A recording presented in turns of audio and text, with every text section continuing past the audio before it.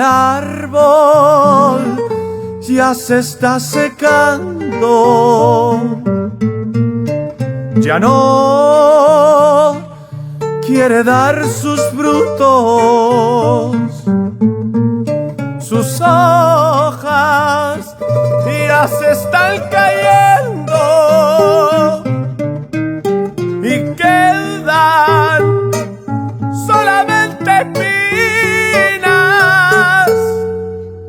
espinas, espinas, espinas. Pensar que bajo su sombra mi madre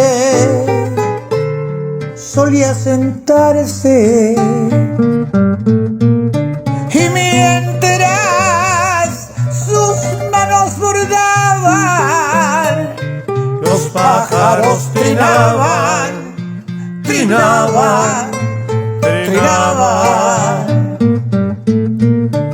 Y ahora que ha pasado el tiempo, comprendo lo que yo he perdido y miro al árbol como yo, vencido, vencido, vencido.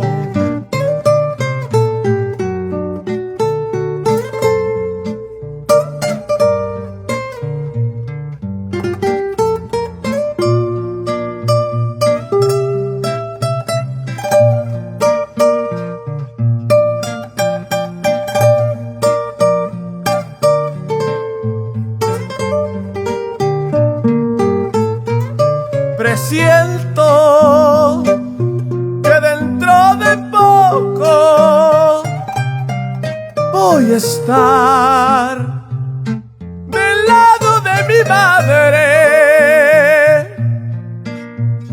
Por eso yo con mis propias manos del árbol de mi vida una cruz voy a hacer.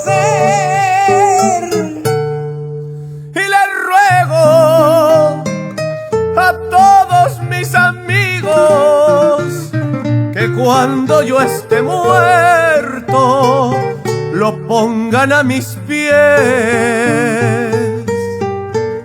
y entonces así se habrá cumplido, así se habrá cumplido la voluntad de